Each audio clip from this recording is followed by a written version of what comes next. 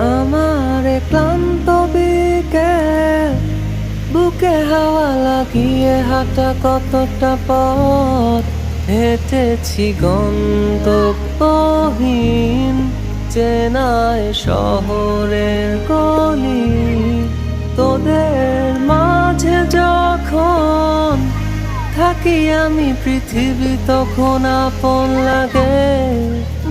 তোরা ভুলে যাস না কখনো আমাদের বন্ধুত্ব রঙিন কোনো ঘুড়ির মতো।